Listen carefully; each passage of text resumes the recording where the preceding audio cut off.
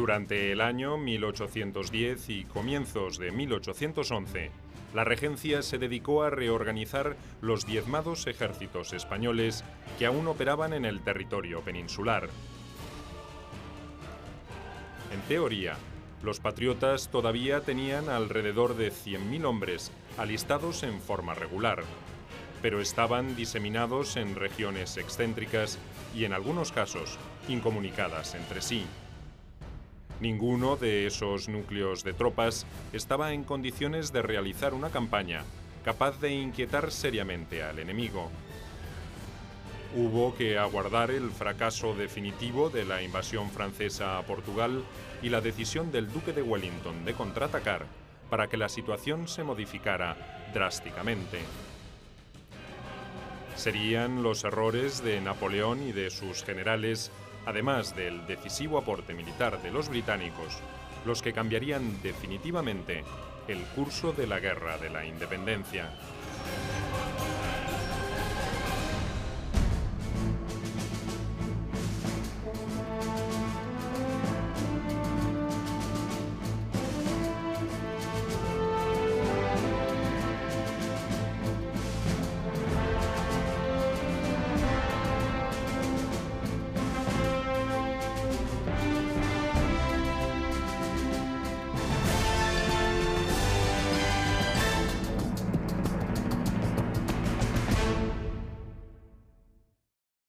Me escribe mi hermano que tengo que conquistar mi reino.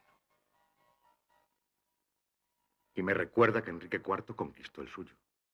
Y es verdad. Pero Enrique IV contaba con media Francia y yo, en cambio, tengo enfrente a toda España.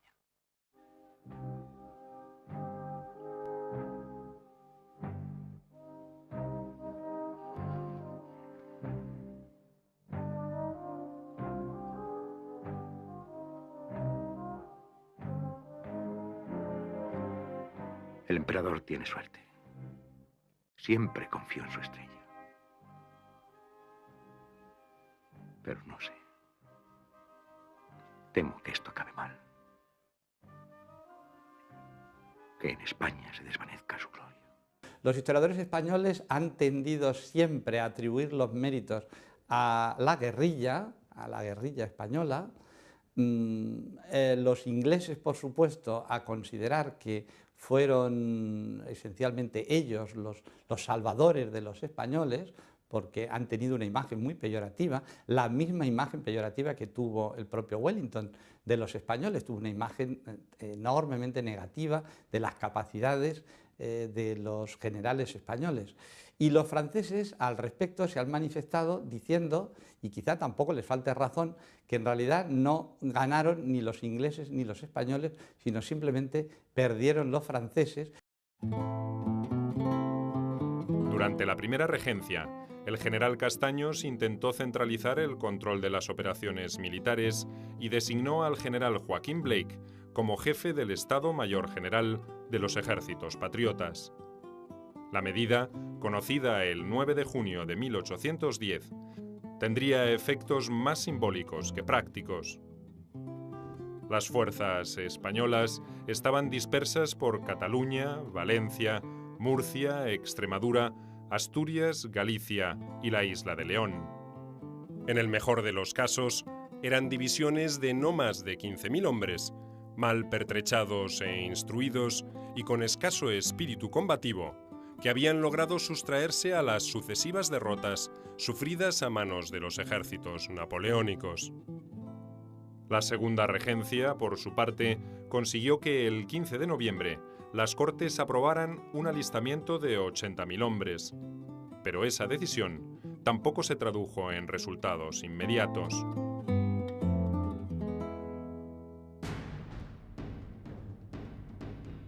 Mientras tanto, en abril de 1811, el ejército expedicionario francés a Portugal, tras el fracaso ante Torres Vedras, trataba de reponer fuerzas y reunir bagajes entre los ríos Águeda, Tormes y el Duero. Además de las bajas, la difícil retirada había cobrado un fuerte tributo en armamentos, caballada y vestuario. La moral de las tropas era muy baja, las insubordinaciones frecuentes y la falta de comida una cuestión que los oficiales debían enfrentar a diario. Pero pese a las dificultades, su jefe, el mariscal Massena, no estaba dispuesto a resignarse al fracaso. Como en ocasiones anteriores, Wellington había desarrollado una táctica defensiva y de tierra arrasada para compensar el mayor poderío de los ejércitos imperiales. Destrucción de recursos de los que pudiera valerse el enemigo y una paciente espera en posiciones fáciles de sostener le habían dado buenos resultados. Un sistemático hostigamiento durante la frustrante retirada de los franceses completaba la tarea. Esto es lo que sufrió Massena, quien pese a las dificultades no estaba dispuesto a resignarse al fracaso. Yo creo que la política o la táctica de guerra quemada por sí misma no conduce a nada, de manera que fue una de las dos cuchillos de la tijera de los que Wellington se valió para prevalecer sobre Massena.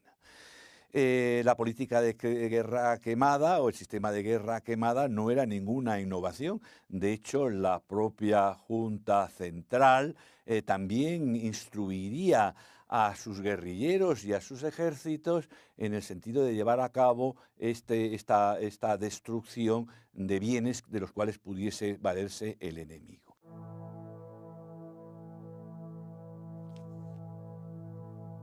En su repliegue, los franceses habían dejado virtualmente desprotegida la población portuguesa de Almeida, en la región limítrofe con España. El duque de Wellington, previendo que el ejército napoleónico retrocedería hasta Salamanca, resolvió tomar esa plaza y eventualmente amenazar también Ciudad Rodrigo.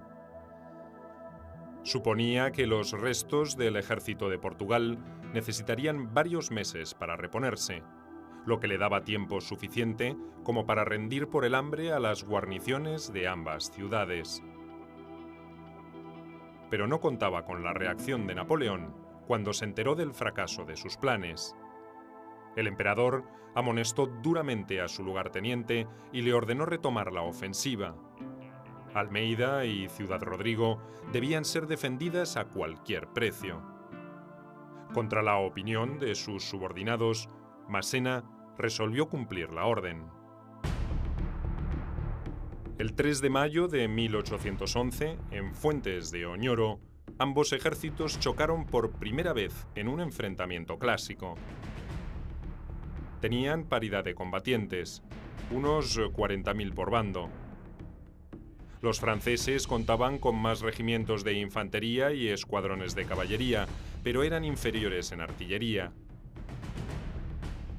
Con escaramuzas y choques parciales, básicamente de caballería, y ataques y contraataques de desigual envergadura, la batalla se prolongó hasta el 5 de mayo. Fue quizá la más insólita de todas las que se libraron durante la Guerra de la Independencia.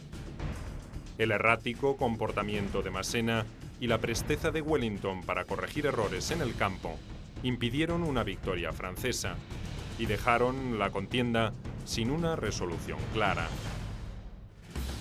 Sin embargo, la escasez de municiones y de abastecimientos obligó a los franceses a un definitivo repliegue, que tendría serias consecuencias políticas y estratégicas para su imagen. Wellington había vuelto a empañar el prestigio de las armas napoleónicas. En Gran Bretaña, el partido belicista ganaría poder en el Parlamento, y en Rusia, el zar se atrevería a desafiar al emperador.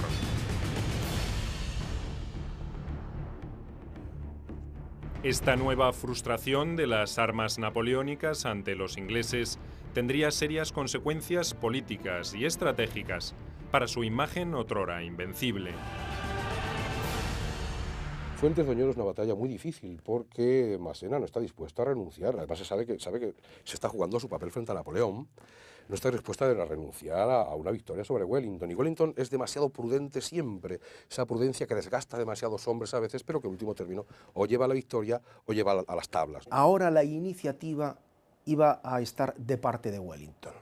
no de parte de los franceses. Los franceses siempre, hasta ese momento, pese a que habían podido tener algunos reveses, como Bailén o como el propio Talavera, realmente en su foro interno sabían que podían ganar la guerra y que si ponían todos los medios necesarios la iban a ganar. Fuentes de Oñoro y más adelante Albuera significó que las tropas anglo-españolas realmente podían vencer en buena lid a los franceses y por lo tanto tenían que tener muy buena nota de eso. La iniciativa ya no correspondía a los franceses, aún así podían vencer la guerra, pero ya la iniciativa no era suya.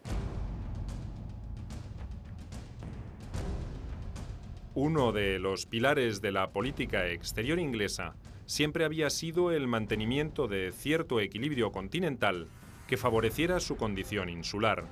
Los británicos tenían muy claro que la hegemonía de Napoleón amenazaba su propia existencia. Para resistir el bloqueo, habían resuelto impedir la ocupación de Portugal. Pero los éxitos de Wellington en España los convencieron que ampliar ese frente era factible.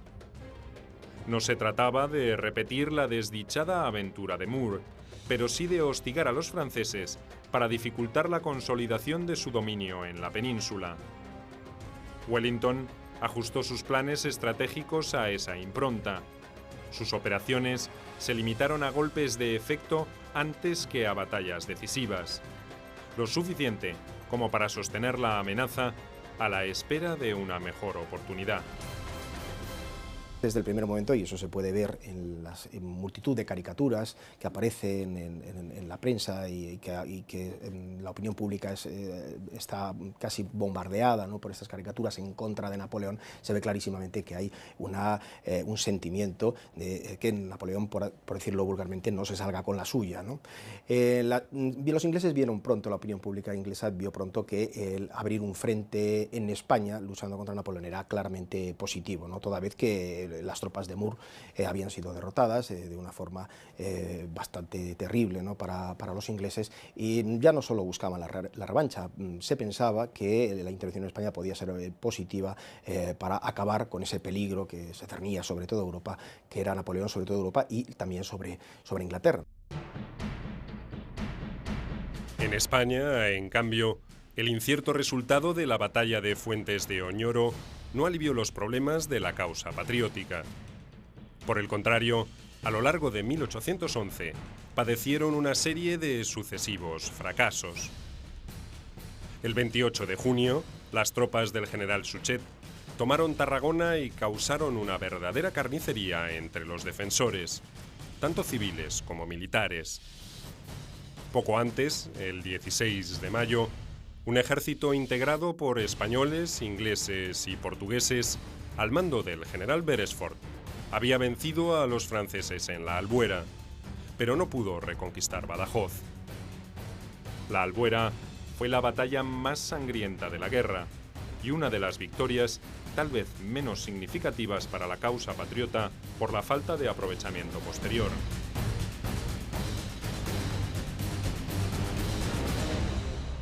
El día 16 de mayo en concreto se desencadena para mí una de las batallas más duras de la Guerra de Independencia, que es la Albuera.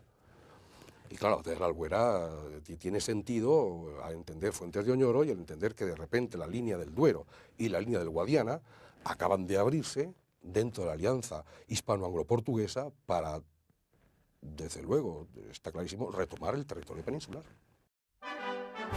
Para concluir un año muy difícil para los españoles, Suchet, ascendido a mariscal por su actuación en Tarragona, inició en la Navidad de 1811 el sitio de Valencia. Napoleón tenía particular interés por esta región, poco afectada hasta entonces por la guerra. Pensaba utilizar sus recursos para financiar su próxima campaña rusa. El flamante mariscal Suchet, que ya había intentado ocupar la ciudad en marzo de 1810, esperaba que esta vez le sonriera la fortuna. Lo logró en 2 etapas. El 25 de octubre derrotó al ejército valenciano conducido por el general Blake y 2 meses después rodeó la plaza. Los enfrentamientos internos y la indisciplina de los defensores contribuyó a su perdición. El 8 de enero, Valencia capituló y 16.000 soldados y oficiales entre ellos Blake, fueron hechos prisioneros. La caída de Valencia es parte del juego imperial.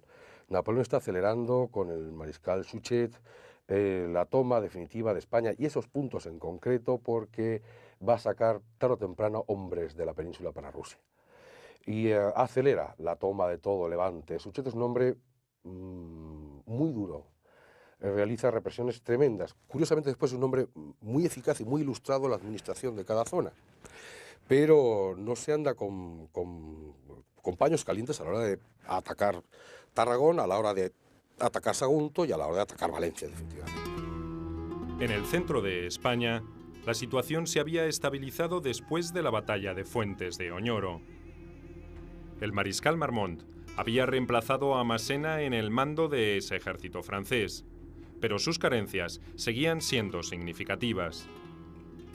Años de guerra habían devastado la región, por lo que Marmont debió dispersar sus regimientos para que se procuraran el sustento diario.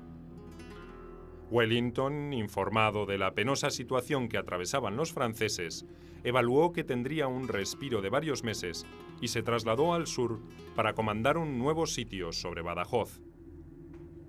El intento resultaría infructuoso y el 10 de junio de 1811 el general británico resolvió levantar el asedio. Tenía información de que Marmont había decidido unir su ejército al de Soult para atacarlo. Al disputarse esas batallas en la zona de Extremadura cercana a Portugal, una zona devastadísima por la guerra, tomaron nota de que realmente no podían llevar una operación militar de gran envergadura, queriéndose alimentar las tropas y desde todos los puntos de vista logísticos sobre el terreno.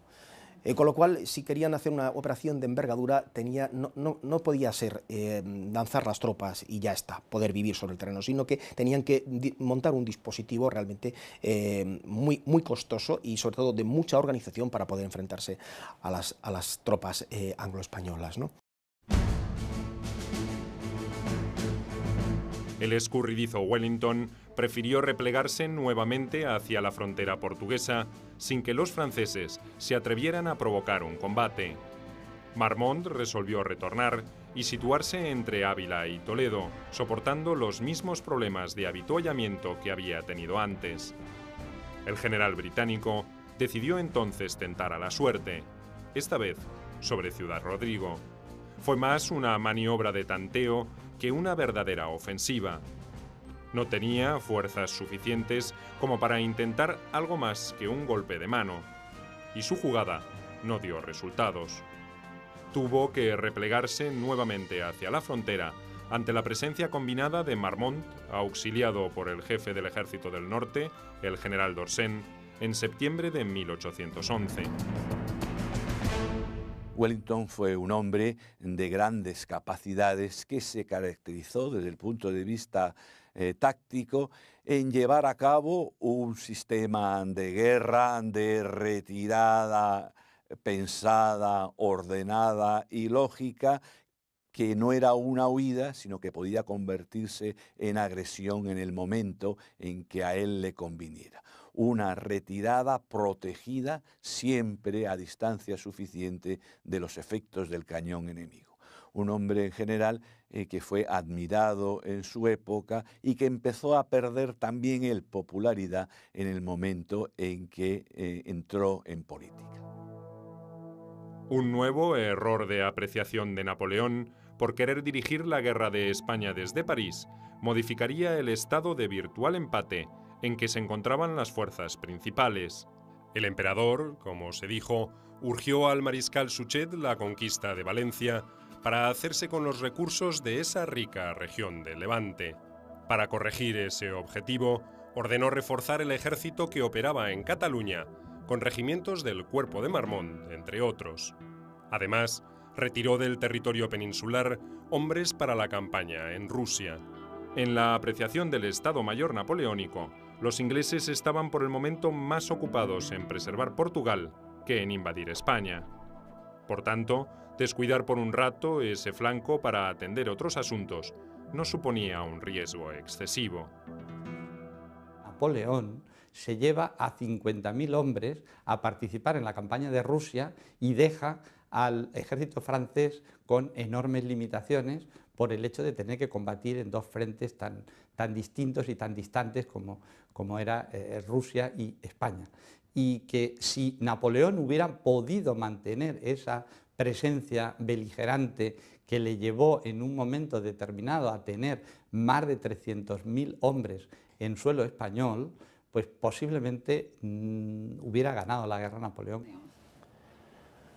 Bueno, realmente yo creo que no se hubiera podido ganar la guerra de la independencia, por lo menos en los momentos en los que se ganó, si los franceses no hubieran cometido errores claros, ¿no? Quizás uno de los errores más importantes es que, tal y como había sucedido en Europa en general, la idea de la ocupación estaba basada en la ocupación de las ciudades y el control sobre el territorio venía después de la ocupación, venía casi subsiguientemente después de la ocupación sobre las ciudades, ¿no? Esa idea estratégica la quisieron trasplantar a España, pero no fue así. Ese reordenamiento territorial de los ejércitos imperiales favoreció los planes británicos. Ciudad Rodrigo y Badajoz volvieron a quedar desprotegidas, y Wellington no dejó escapar semejante oportunidad. En los primeros días de enero de 1812, el ejército aliado inició formalmente el sitio de Ciudad Rodrigo. La plaza fuerte estaba solo defendida por 1.600 franceses, que resistieron obstinadamente hasta el 19 de enero. Esa inopinada defensa finalmente cedió ante la brutal ofensiva de los vencedores, que se precipitaron por las brechas abiertas en las murallas para someter a la población al más despiadado de los saqueos. Algunos jefes intentaron contener a la soldadesca enfurecida, pero Wellington aparentemente no logró frenar los excesos que empañaron su victoria. Ese comportamiento se repetiría en Badajoz, rodeada por las divisiones aliadas a partir del 16 de marzo de 1812. Es el momento de peor abastecimiento de las tropas británicas. Mira que están bien abastecidas, va a ser la abastecimiento mucho mejor en 1813 que en 1812. Se abastecen de lo que tienen allí directamente. Se están pasando hambre, muchos de ellos. En segundo lugar, la dureza de la disciplina de sus mandos se radicaliza como nunca, haciéndoles hacer marchas tremendas, a veces con un calor descomunal al que no están acostumbrados, con lo cual el estrés entre las tropas es constante, la agresividad tremenda y no tienen válvulas de escape. Y en tercer lugar, algo tan tremendo como lo que ocurre con cualquier tropa, el derecho al botín, sea cual sea lo que tienen delante. Unos 60.000 efectivos, con elementos de artillería más que suficientes como para demoler las murallas, asediaron la ciudad extremeña. Aunque Wellington era consciente de los problemas que padecían los ejércitos franceses de Portugal y del Mediodía, los únicos en capacidad de hostigarle, no quiso sostener un sitio demasiado prolongado. El general francés Philippon, por su lado, solo contaba con unos 9.000 combatientes, insuficientemente pertrechados. El general británico hizo bombardear sin descanso las murallas y las fortificaciones, apresuró todos los trabajos referidos al asedio y ordenó ataques que provocaron un intolerable número de bajas. En la noche del 6 de abril se inició el ataque definitivo que se prolongó hasta la mañana del día siguiente. El saldo fue abrumador. Los franceses perdieron alrededor de 1.300 hombres, mientras las bajas aliadas rondaron las 4.000. Concluida la batalla, los soldados, especialmente los portugueses, se dedicaron a saquear propiedades, matar a sus habitantes y violar a sus mujeres, en una orgía que duró casi 2 días. En el caso de Badajoz, por ejemplo, en un momento en donde él entra en la ciudad a caballo y ve actos de indisciplina, manda que inmediatamente se monte un cadalso para ejecutar a quienes no sigan sus órdenes. El personaje es realmente, en este sentido, de una dureza realmente sorprendente. En favor de Wellington hay que decir que él ponía siempre el grito en el cielo con estas circunstancias y no dejó de quejarse por estas circunstancias de los excesos que cometían los soldados ingleses sobre la población española una vez que había sido conquistada la ciudad por los ingleses, ¿no? Pero el hecho fue que no pudo evitar esos terribles saqueos, robos, muertes en todas estas ciudades, bueno, particularmente en Badajoz. Fortalecido por las victorias, Wellington pasó decididamente a la ofensiva en el centro de España, el teatro de operaciones donde se decidiría la suerte de la guerra. La dispersión del ejército de Marmont alentó al general británico a realizar ese movimiento con alrededor de 50.000 hombres. Como preveía, el jefe francés no tendría tiempo material de reagrupar sus unidades en torno a Salamanca, desde donde operaba. El 17 de junio de 1812, Wellington llegó a esa ciudad, protegida por una serie de fortificaciones que los aliados pudieron ocupar después de 10 días de resistencia. Marmont, que trabajosamente había completado el reagrupamiento de sus fuerzas, se había replegado hasta el norte del río Duero, a la altura de Toro. Los aliados se concentrarían en los últimos días de junio en la orilla sur, entre Pollos y Medina del Campo. Pese a su superioridad numérica, Wellington no intentó cruzar el Duero para atacar a los franceses. Marmont tampoco parecía dispuesto a pasar a la ofensiva, pero José Bonaparte lo urgió para que lo hiciera. Mis planes son los del emperador y él ha decidido que las tropas aguarden junto al río hasta que él pueda pasar a España. Y con ellas vendrá el águila en socorro de su hermano. Lo que siguió fue una extraña conducta por parte de los comandantes enemigos. En las primeras semanas de julio, el caudillo británico inició un movimiento de repliegue hacia Ciudad Rodrigo. Las fuerzas francesas se movieron en paralelo del otro lado del río, vigilando la retirada. Como en un juego de ajedrez, los dos generales parecían esperar una oportunidad o una debilidad en la formación contraria para atacar. El 21 de julio, ese error se produjo cerca de los Arapiles. Marmont dividió su ejército pretendiendo tomar a los aliados por el flanco, confiando en la fortaleza de su posición en el campo. La maniobra no fue realizada con la coordinación requerida. Los franceses quedaron desprotegidos y Wellington aprovechó para contraatacar. Para colmo, una granada hirió seriamente a Marmont, que tuvo que ser evacuado en el preciso instante en que comenzaba la batalla. Durante varias horas la lucha fue encarnizada, pero finalmente los aliados pudieron predominar sobre el terreno y obtener una victoria clara y contundente. El triunfo de los Arapiles dejó abierto el camino a Madrid. Por segunda vez en su accidentado reinado, José Bonaparte tuvo que huir velozmente de la capital española. Esta vez lo hizo rumbo a Valencia, para ponerse bajo la protección del mariscal Suchet. La batalla de Arapiles, además, hay que entender que es una batalla fundamentalmente vinculada a los mandos británicos ya muy cualificados, a la cada vez mejor forma de pertrecharse de las divisiones inglesas, a la ayuda portuguesa, que es fundamental, porque en la batalla de Arapiles no hay muchas tropas españolas. Arapiles abre la puerta. Una puerta que ha entreabierto antes Napoleón, sacando demasiados hombres hacia Rusia. La batalla de los Arapiles, además del efecto psicológico que tuvo y que se conoció también en toda Europa por esa gran victoria de Wellington, suponía también que los franceses ya pasaban a la defensiva, ¿no?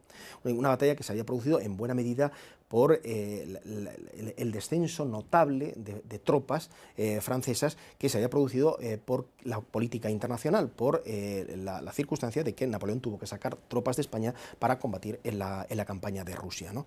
A partir de entonces, con esa derrota, se vio que los franceses ya iban a estar a la defensiva, iban a defender sus posiciones más que a controlar la península. El 12 de agosto de 1812, Wellington hizo su entrada triunfal en Madrid por la Puerta de Alcalá. Poco antes, había desfilado por allí el mariscal Juan Martín Díaz, el Empecinado, uno de los más famosos jefes guerrilleros al que la regencia había designado comandante de la región. Junto con otros notorios jefes partisanos, escoltaría al general británico hasta su alojamiento en el Palacio Real. Wellington no se detuvo mucho tiempo en Madrid, solo el necesario como para provocar un efecto político de trascendencia, no solo en España, sino en toda Europa. Tampoco persiguió con demasiado empeño a los restos del ejército de Portugal, comandado ahora por el general Clausel. Se entretuvo en un vano intento por rendir a la ciudad de Burgos, bien defendida por una guarnición francesa, y favoreció el reagrupamiento de esas unidades con las de los dos ejércitos del norte y del mediodía. Wellington resolvió no arriesgarse a un nuevo enfrentamiento y después de 9 meses de campaña, prefirió replegarse hacia la frontera portuguesa para planificar los próximos pasos. El 22 de septiembre de 1812, las Cortes de Cádiz resolvieron designar a Wellington como jefe de todos los ejércitos españoles. Ese reconocimiento le traería más problemas que satisfacciones. El general británico era muy crítico sobre la organización militar de España y sobre la idoneidad de sus jefes. Debió lidiar con la regencia, con sectores políticos absolutistas y con oficiales de alto rango antes de que fuera aprobada una profunda reestructuración de los ejércitos patriotas. En esa instancia, Wellington imaginaba que la guerra se prolongaría por varios años en territorio peninsular y que sería necesaria una estructura militar capaz de sobrellevar ese largo conflicto. Su prudencia táctica respondía a la convicción de que el conflicto no podría ser resuelto mientras Napoleón tuviera posibilidades de enviar refuerzos a través de los Pirineos. Fue recibido mal, sobre todo por los liberales. Los liberales siempre vieron en Wellington un Tory, un conservador, un hombre que efectivamente no se cortó un pelo a la hora de criticar el pensamiento de los liberales y las conquistas liberales que ellos estaban haciendo, y naturalmente generó enormes reticencias el hecho de dotarlo del poder único en todo el ejército español. Y no solo entre los liberales, entre los propios generales españoles, por ejemplo, el general Ballesteros se manifestó enormemente hostil al papel político concreto de Wellington. Era un aristócrata y además era profundamente convencido de la ideología conservadora. De hecho, no estaba demasiado de acuerdo con lo que se estaba haciendo en Cádiz, en la Constitución de Cádiz. Llega incluso en su círculo íntimo un poco como a despreciar la obra de Cádiz, porque piensa que no está hecha para la España del momento. Es uno de los primeros que señala esta característica de la obra de Cádiz. Dice que es como una especie de cuadro que está hecho para ser mirado. En enero de 1813, todo cambió. Las consecuencias del desastre sufrido por los ejércitos napoleónicos en las estepas rusas fue inmediato. El mariscal Soult, que había abandonado Andalucía para auxiliar a Marmont, debió retornar a Francia. El emperador, amenazado por una coalición ruso-prusiana, necesitaba soldados y oficiales experimentados para reemplazar las pérdidas sufridas en el frente oriental. José Bonaparte tuvo que concentrar sus reducidas fuerzas en una estrecha franja al norte del Valle del Duero, con epicentro en Valladolid. Madrid ya no era un lugar seguro para su inestable trono. Parte de Castilla, el País Vasco y una franja costera desde Valencia a Figueras eran las únicas porciones de territorio que todavía controlaban los franceses. Las instrucciones que recibe José I por parte de su hermano Napoleón es de subir hacia el norte para defender la posible incursión de los ejércitos aliados en el Imperio francés, ¿no? Entonces, claro, y además de aportar tropas francesas para las distintas operaciones que se están llevando en el continente ante los muchos enemigos que se están lanzando contra Napoleón, ¿no? Eso es lo que facilita enormemente, por un lado, el repliegue de José hacia el norte, primero a Burgos y luego hacia Vitoria, y es realmente lo que produce, en última instancia, la batalla de Vitoria. Desde su cuartel general en la aldea portuguesa de Freneda, Wellington planificó su campaña a partir de esta nueva realidad. Napoleón no podría atender dos frentes al mismo tiempo, y el prioritario estaba en Centroeuropa. Había llegado el momento de amenazar o cortar directamente la línea de comunicaciones entre España y Francia. En mayo de 1813, después de varias maniobras evasivas para ocultar sus verdaderas intenciones, las fuerzas aliadas volvieron a penetrar en territorio hispano por el centro norte. Tomado por sorpresa, José Bonaparte, al mando de las tropas imperiales, no tuvo más remedio que ordenar un paulatino repliegue hasta la ciudad vasca de Vitoria. Allí esperaba recibir el refuerzo de las divisiones ocupadas en reprimir los alzamientos que se habían producido en las costas cantábricas. El improvisado general había conseguido reunir alrededor de 55.000 hombres contra los 75.000 de los aliados anglo-portugueses y españoles. Su ejército estaba mal desplegado en el campo y no se había hecho un reconocimiento adecuado de los alrededores para prevenir eventuales ofensivas enemigas. El plan de batalla de Wellington preveía una maniobra envolvente para encerrar y destruir al ejército de José Bonaparte.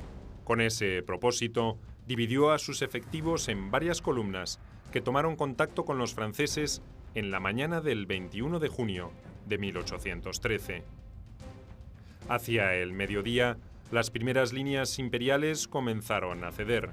Al mediar la tarde, el ejército del mediodía se había desintegrado y el del centro abandonaba progresivamente sus posiciones. La batalla estaba perdida para las fuerzas imperiales, a pesar de que el saldo de bajas no reflejaría necesariamente el desastre. Los aliados tuvieron alrededor de 5.000 soldados muertos o heridos, y los franceses un número equivalente a de más de 2.700 prisioneros. En cambio, donde se sentiría la diferencia sería en las pérdidas de material bélico de los franceses. 151 piezas de artillería, 415 arcones y 100 furgones con municiones y armamento. La victoria que se alcanza en Vitoria, nunca mejor dicho, es una mezcla de ejércitos españoles, ingleses y portugueses, igual que en Arapiles. Es vital el ejército de Portugal. Los hombres de Portugal vienen aquí a jugarse la vida y hay que decirlo. Se les ha tomado como los grandes saqueadores. Esto no es cierto del todo. Incluso yo diría que Wellington en pocas ocasiones podía haber vencido sin los portugueses. Y los portugueses dan sangre y dan ánimo y dan fuerza a sus tropas. Parecen los grandes subordinados y no es así. Es hora ya de tomar conciencia, de dignificar un poco este apartado olvidado, ¿no? Aunque la maniobra de cerco no pudo concretarse en su totalidad, el camino real de Vitoria a Bayona fue cerrado por los aliados en las primeras horas del enfrentamiento. Esta contingencia tendría una gran importancia en este acto final de la ocupación francesa de España. En la ciudad de Vitoria se habían concentrado entre 1.000 y 1.500 carretas y carruajes que contenían muebles, enseres, joyas y otros tesoros de partidarios de José Bonaparte. Habían sido evacuados de Madrid y Valladolid y esperaban, junto con sus dueños, la suerte de la batalla. Cuando se dio la orden de retirada, el único camino disponible era el de Salvatierra, estrecho y en pésimo estado. En esa senda se formó una trágica y desesperada caravana de fugitivos, civiles y militares, que pugnaban por escapar hacia la frontera francesa, hostigados por la caballería aliada. Muchos carros quedaron atascados o fueron desplazados brutalmente del camino. La duda siempre que se ha planteado cuando se ha hablado del tema del equipaje del rey José es si lo que hay que... quiénes son los culpables o quiénes son los más criticables, si los portadores de los presuntos tesoros, los franceses, que es la versión, digamos, galdosiana de la corrupción de los franceses, o si lo más criticable efectivamente es el saqueo que llevan a cabo, totalmente descontrolado, que llevan a cabo los ganadores. Esta es una pregunta que efectivamente cabe plantearse. El tema del expolio de los franceses de las riquezas españolas es un tema que no se ha trabajado nunca con rigor en nuestro país, porque ha sido demasiado cómodo, demasiado fácil para la sociedad española imputar cualquier pérdida de objetos artísticos, cualquier problema en el patrimonio cultural español, y han sido muchos los problemas del patrimonio cultural español, lo más fácil, digo, ha sido atribuírselo a los franceses. El propio José Bonaparte tuvo que abandonar su carroza y ponerse a salvo a uña de caballo, luego de abandonar el tesoro real y hasta sus pertenencias personales. Fue el patético final para su caótico reinado y para los sueños de Napoleón de sojuzgar a España.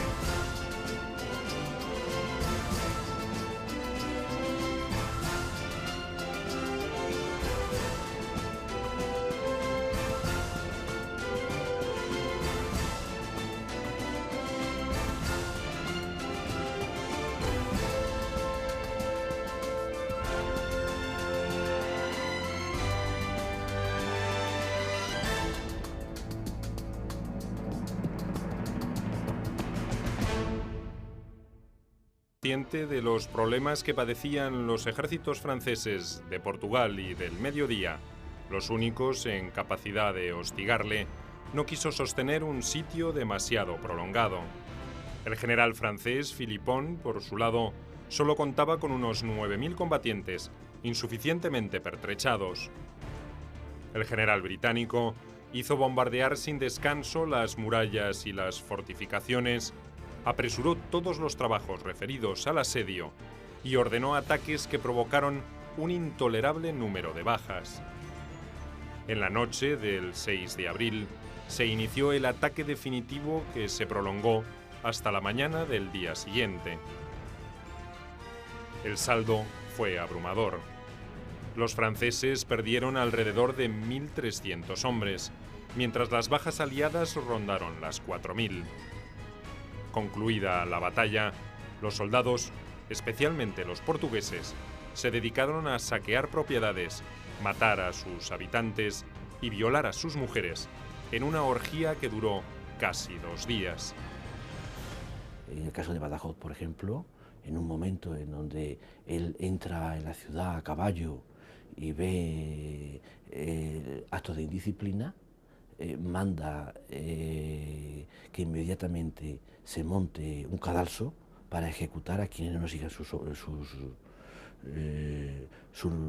órdenes. El personaje es realmente, en este sentido, de una dureza realmente sorprendente. En favor de Wellington hay que decir que él ponía siempre el grito en el cielo con estas circunstancias y no dejó de quejarse por estas circunstancias de los excesos que cometían los soldados ingleses sobre la población española una vez que había sido conquistada la ciudad por los ingleses, ¿no? Pero el hecho fue que no pudo evitar esos terribles saqueos, robos, muertes en todas estas ciudades, bueno, particularmente en Badajoz. Fortalecido por las victorias, Wellington pasó decididamente a la ofensiva en el centro de España, el teatro de operaciones donde se decidiría la suerte de la guerra. La dispersión del ejército de Marmont alentó al general británico a realizar ese movimiento con alrededor de 50.000 hombres. Como preveía, el jefe francés no tendría tiempo material de reagrupar sus unidades en torno a Salamanca, desde donde operaba. El 17 de junio de 1812, Wellington llegó a esa ciudad, protegida por una serie de fortificaciones que los aliados pudieron ocupar después de 10 años. El día 16 de mayo en concreto se desencadena para mí una de las batallas más duras de la guerra de independencia, que es la Albuera. Y claro, la Albuera tiene sentido a entender Fuentes de Oñoro y al entender que de repente la línea del Duero y la línea del Guadiana acaban de abrirse dentro de la alianza hispano-anglo-portuguesa para, desde luego, está clarísimo, retomar el territorio peninsular. Para concluir un año muy difícil para los españoles, Suchet, ascendido a mariscal por su actuación en Tarragona, inició en la Navidad de 1811 el sitio de Valencia. Napoleón tenía particular interés por esta región, poco afectada hasta entonces por la guerra. Pensaba utilizar sus recursos para financiar su próxima campaña rusa. El flamante mariscal Suchet, que ya había intentado ocupar la ciudad en marzo de 1810, esperaba que esta vez le sonriera la fortuna. Lo logró en 2 etapas. El 25 de octubre derrotó al ejército valenciano conducido por el general Blake y 2 meses después rodeó la plaza. Los enfrentamientos internos y la indisciplina de los defensores contribuyó a su perdición. El 8 de enero, Valencia capituló y 16.000 soldados y oficiales, entre ellos Blake, fueron hechos prisioneros. La caída de Valencia es parte del juego imperial.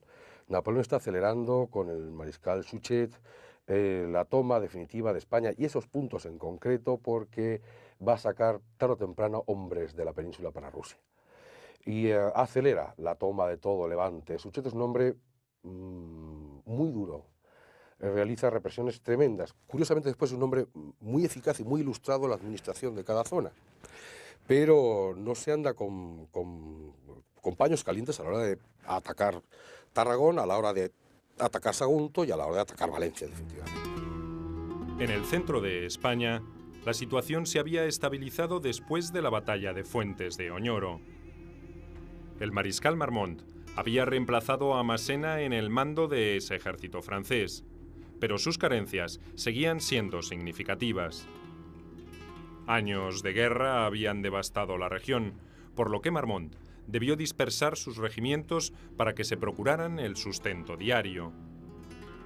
Wellington, informado de la penosa situación que atravesaban los franceses, evaluó que tendría un respiro de varios meses y se trasladó al sur para comandar un nuevo sitio sobre Badajoz.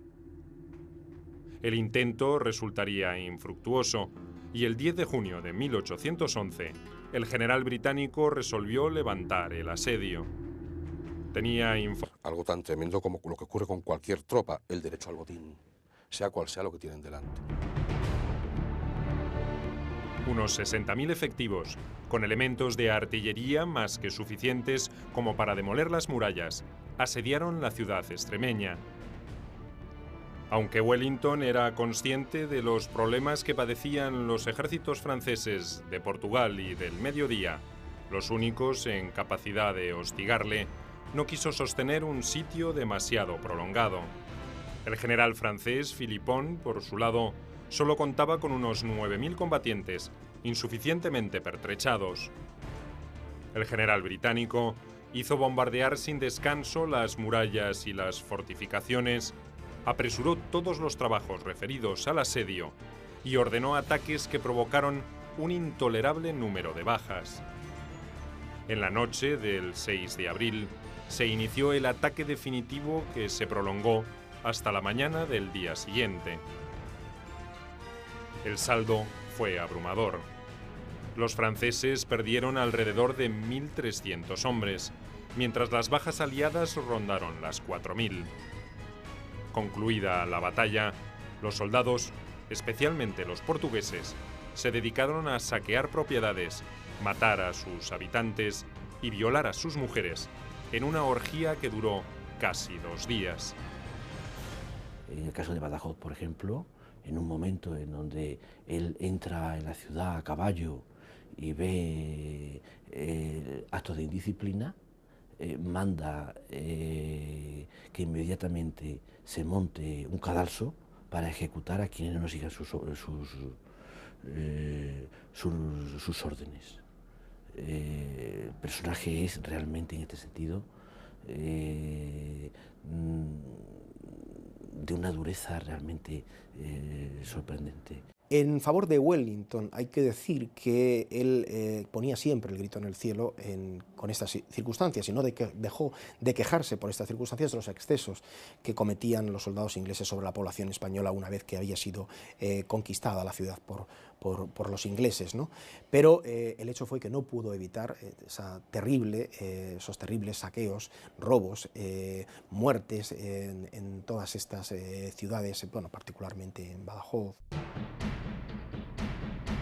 Fortalecido por las victorias, Wellington pasó decididamente a la ofensiva en el centro de España, el teatro de operaciones donde se decidiría la suerte de la guerra. La dispersión del ejército de Marmont alentó al general británico a realizar ese movimiento con alrededor de 50.000 hombres. Como sus órdenes. El personaje es realmente, en este sentido, de una dureza realmente sorprendente. En favor de Wellington hay que decir que él ponía siempre el grito en el cielo con estas circunstancias y no dejó de quejarse por estas circunstancias de los excesos que cometían los soldados ingleses sobre la población española una vez que había sido conquistada la ciudad por los ingleses, ¿no? Pero el hecho fue que no pudo evitar esos terribles saqueos, robos, muertes en todas estas ciudades, bueno, particularmente en Badajoz. Fortalecido por las victorias, Wellington pasó decididamente a la ofensiva en el centro de España, el teatro de operaciones donde se decidiría la suerte de la guerra. La dispersión del ejército de Marmont alentó al general británico a realizar ese movimiento con alrededor de 50.000 hombres. Como preveía, el jefe francés no tendría tiempo material de reagrupar sus unidades en torno a Salamanca, desde donde operaba. El 17 de junio de 1812, Wellington llegó a esa ciudad, protegida por una serie de fortificaciones que los aliados pudieron ocupar después de 10 días de resistencia. Marmont, que trabajosamente había completado el reagrupamiento de sus fuerzas, se había replegado hasta el norte del río Duero, a la altura de Toro. Los aliados se concentrarían en los últimos días de junio en la orilla sur, entre Pollos y Medina del Campo. Pese a su superioridad numérica, Wellington no intentó cruzar el Duero para atacar a los franceses. Marmont tampoco parecía dispuesto a pasar a la ofensiva, pero José Bonaparte lo urgió para que lo hiciera. Mis planes son los del emperador y él ha decidido que las tropas aguarden junto al río hasta que él pueda pasar a España. Y con ellas vendrá el águila en socorro de su hermano. Lo que siguió fue una extraña conducta por parte de los comandantes enemigos. En las primeras semanas de julio, el caudillo británico inició un movimiento de repliegue hacia Ciudad Rodrigo. Las fuerzas francesas se movieron en paralelo del otro lado del río, vigilando la retirada. Como en un juego de ajedrez, los dos generales parecían esperar una oportunidad o una debilidad en la formación contraria para atacar. El 21 de julio, ese error se produjo cerca de los Arapíes. El mariscal Massena no estaba dispuesto a resignarse al fracaso. Como en ocasiones anteriores, Wellington había desarrollado una táctica defensiva y de tierra arrasada para compensar el mayor poderío de los ejércitos imperiales. Destrucción de recursos de los que pudiera valerse el enemigo y una paciente espera en posiciones fáciles de sostener le habían dado buenos resultados. Un sistemático hostigamiento durante la frustrante retirada de los franceses completaba la tarea. Esto es lo que sufrió Massena, quien, pese a las dificultades, no estaba dispuesto a resignarse al fracaso. Yo creo que la política o la táctica de la guerra quemada por sí misma no conduce a nada, de manera que fue una de las dos cuchillos de la tijera de los que Wellington se valió para prevalecer sobre Massena. La política de guerra quemada o el sistema de guerra quemada no era ninguna innovación. De hecho, la propia Junta Central también instruiría a sus guerrilleros y a sus ejércitos en el sentido de llevar a cabo esta destrucción de bienes de los cuales pudiese valerse el enemigo.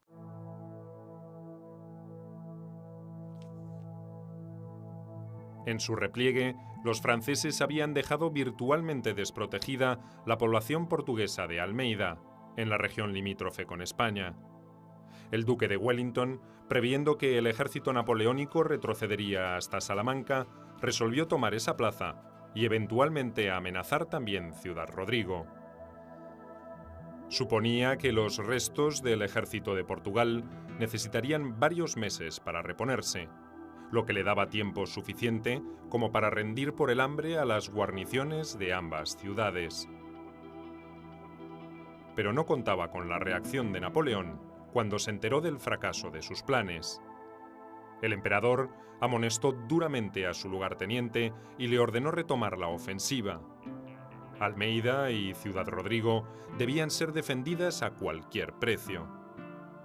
Contra la opinión de sus subordinados, Massena resolvió cumplir la orden. El 3 de mayo de 1811, en Fuentes de Oñoro, ambos ejércitos chocaron por primera vez en un enfrentamiento clásico. Tenían paridad de combatientes, unos 40.000 por bando. Los franceses contaban con más regimientos de infantería y escuadrones de caballería, pero eran inferiores en artillería. La idea de la ocupación estaba basada en la ocupación de las ciudades y el control sobre el territorio venía después de la ocupación, venía casi subsiguientemente después de la ocupación sobre las ciudades, ¿no? Esa idea estratégica la quisieron trasplantar a España, pero no fue así. Ese reordenamiento territorial de los ejércitos imperiales favoreció los planes británicos. Ciudad Rodrigo y Badajoz volvieron a quedar desprotegidas, y Wellington no dejó escapar semejante oportunidad. En los primeros días de enero de 1812, el ejército aliado inició formalmente el sitio de Ciudad Rodrigo. La plaza fuerte estaba solo defendida por 1.600 franceses, que resistieron obstinadamente hasta el 19 de enero. Esa inopinada defensa finalmente cedió ante la brutal ofensiva de los vencedores, que se precipitaron por las brechas abiertas en las murallas para someter a la población al más despiadado de los saqueos. Algunos jefes intentaron contener a la soldadesca enfurecida, pero Wellington aparentemente no logró frenar los excesos que empañaron su victoria. Ese comportamiento se repetiría en Badajoz, rodeada por las divisiones aliadas a partir del 16 de marzo de 1812. Es el momento de peor abastecimiento de las tropas británicas. Mira que están bien abastecidas, va a estar abastecidas mucho mejor en 1813 que en 1812. Se abastecen de lo que tienen allí directamente. Se están pasando hambre, muchos de ellos. En segundo lugar, la dureza de la disciplina de sus mandos se radicaliza como nunca, haciéndoles hacer marchas tremendas, a veces con un calor descomunal al que no están acostumbrados, con lo cual el estrés entre las tropas es constante, la agresividad tremenda y no tienen válvulas de escape. Y en tercer lugar, algo tan tremendo como lo que ocurre con cualquier tropa, el derecho al botín, sea cual sea lo que tienen delante. Unos 60.000 efectivos, con elementos de artillería más que suficientes como para demoler las murallas, asediaron la ciudad extremeña.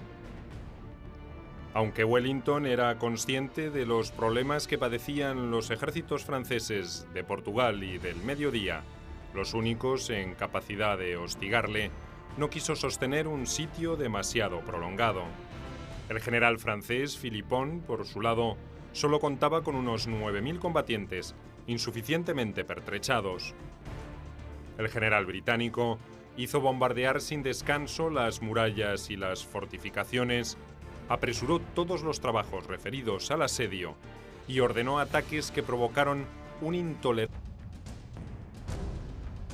Uno de los pilares de la política exterior inglesa siempre había sido el mantenimiento de cierto equilibrio continental que favoreciera su condición insular. Los británicos tenían muy claro que la hegemonía de Napoleón amenazaba su propia existencia. Para resistir el bloqueo, habían resuelto impedir la ocupación de Portugal. Pero los éxitos de Wellington en España los convencieron que ampliar ese frente era factible. No se trataba de repetir la desdichada aventura de Moore, pero sí de hostigar a los franceses para dificultar la consolidación de su dominio en la península. Wellington ajustó sus planes estratégicos a esa impronta. Sus operaciones se limitaron a golpes de efecto antes que a batallas decisivas, lo suficiente como para sostener la amenaza a la espera de una mejor oportunidad. Desde el primer momento, y eso se puede ver en multitud de caricaturas que aparecen en la prensa y que en la opinión pública está casi bombardeada, ¿no?, por estas caricaturas en contra de Napoleón, se ve clarísimamente que hay un sentimiento de que Napoleón, por decirlo vulgarmente, no se salga con la suya, ¿no? Los ingleses vieron pronto, la opinión pública inglesa vio pronto que el abrir un frente en España luchando contra Napoleón era claramente positivo, ¿no?, toda vez que las tropas de Moore habían sido derrotadas de una forma bastante terrible, ¿no?, para los ingleses, y ya no solo buscaban la revancha, se pensaba que la intervención en España podía ser positiva para acabar con ese peligro que se cernía sobre toda Europa, que era Napoleón sobre toda Europa y también sobre Inglaterra. En España, en cambio, el incierto resultado de la batalla de Fuentes de Oñoro no alivió los problemas de la causa patriótica.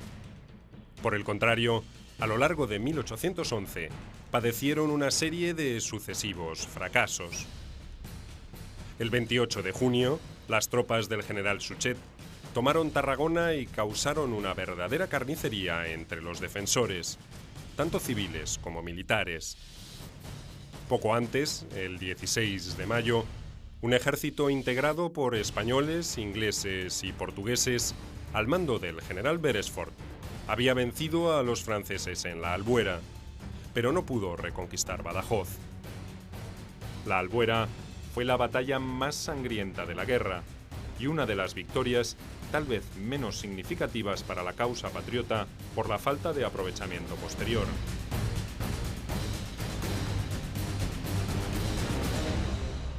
El día 16 de mayo en concreto se desencadena para mí una de las batallas de lo que tienen allí directamente.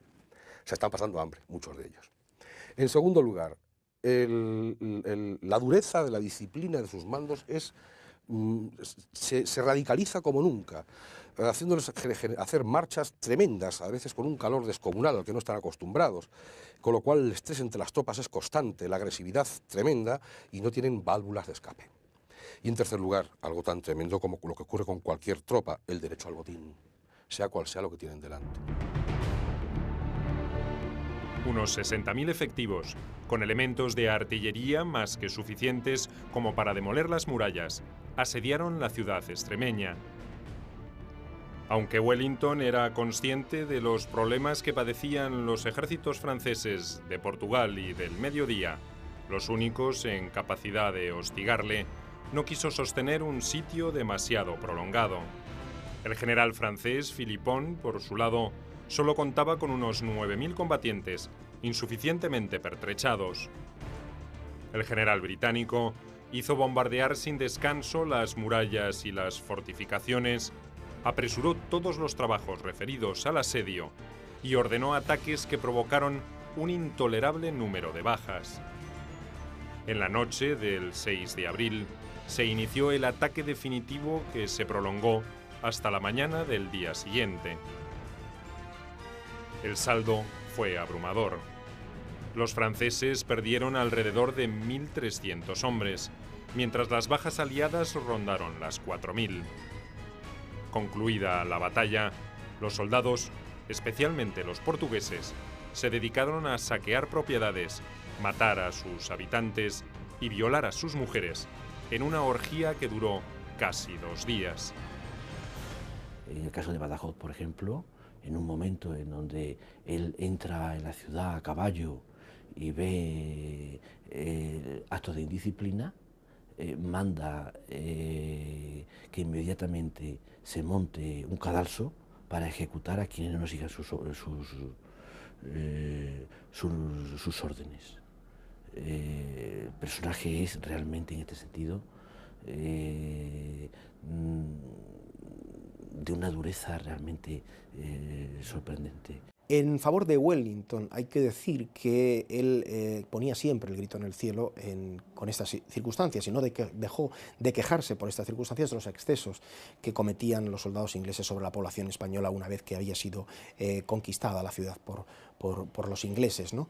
Pero el hecho fue que no pudo evitar esos terribles saqueos, robos, muertes en todas estas ciudades, bueno, particularmente en Badajoz. Ha entreabierto antes Napoleón sacando demasiados hombres hacia Rusia. La batalla de los Arapiles, además del efecto psicológico que tuvo y que se conoció también en toda Europa por esa gran victoria de Wellington, suponía también que los franceses ya pasaban a la defensiva, ¿no?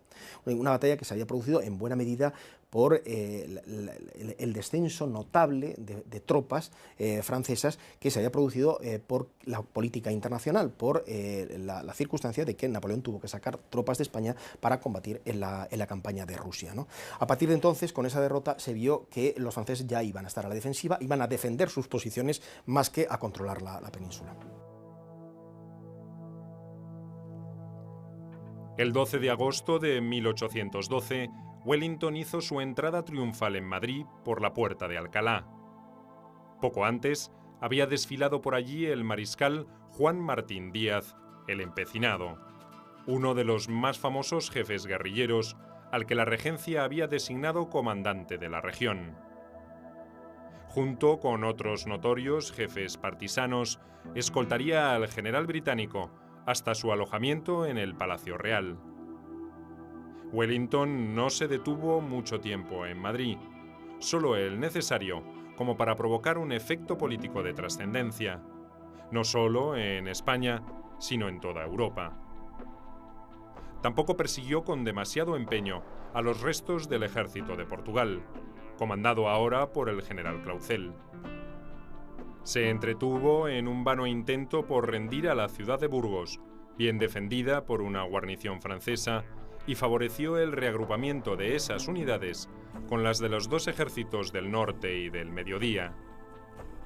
Wellington resolvió no arriesgarse a un nuevo enfrentamiento y después de 9 meses de campaña, prefirió replegarse hacia la frontera portuguesa para planificar los próximos pasos. El 22 de septiembre de 1812, las Cortes de Cádiz resolvieron designar a Wellington como jefe de todos los ejércitos españoles. Ese reconocimiento le traería más problemas que satisfacciones. El general británico era muy crítico sobre la organización militar de España y sobre la idoneidad de sus jefes. Debió lidiar con la regencia, con sectores políticos absolutistas y con oficiales de alto rango antes de que fuera aprobada una profunda reestructuración de los ejércitos patriotas. En esa instancia, Wellington imaginaba que la guerra se prolongaría por varios años en territorio peninsular y que sería necesaria una estructura militar capaz de sobrellevar. El día 16 de mayo en concreto se desencadena para mí una de las batallas más duras de la Guerra de Independencia, que es la Albuera. Y claro, entonces la Albuera tiene sentido al entender Fuentes de Oñoro y al entender que de repente la línea del Duero y la línea del Guadiana acaban de abrirse dentro de la alianza hispano-anglo-portuguesa para, desde luego, está clarísimo, retomar el territorio peninsular. Para concluir un año muy difícil para los españoles, Suchet, ascendido a mariscal por su actuación en Tarragona, inició en la Navidad de 1811 el sitio de Valencia. Napoleón tenía particular interés por esta región, poco afectada hasta entonces por la guerra. Pensaba utilizar sus recursos para financiar su próxima campaña rusa. El flamante mariscal Suchet, que ya había intentado ocupar la ciudad en marzo de 1810, esperaba que esta vez le sonriera la fortuna. Lo logró en 2 etapas. El 25 de octubre derrotó al ejército valenciano conducido por el general Blake y 2 meses después rodeó la plaza. Los enfrentamientos internos y la indisciplina de los defensores contribuyó a su perdición.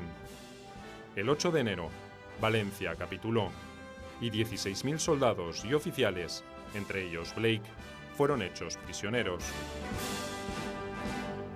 La caída de Valencia es parte del juego imperial.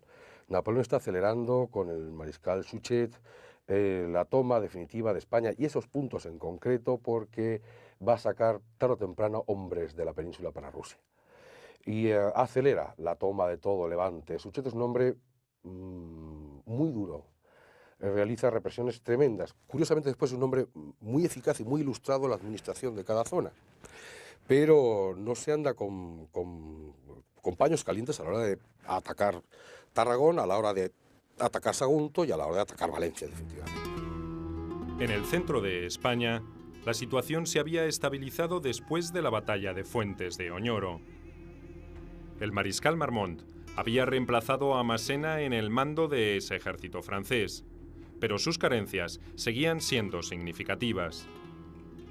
Años de guerra habían devastado la región, por lo que Marmont debió dispersar sus regimientos para que se procuraran el sustento diario. Wellington, informado de la penosa situación que atravesaban los franceses, evaluó que tendría un respiro de varios meses y se trasladó al sur para comandar un nuevo sitio sobre Badajoz. El intento resultaría infructuoso y el 10 de junio de 1811 el general británico resolvió levantar el asedio. Tenía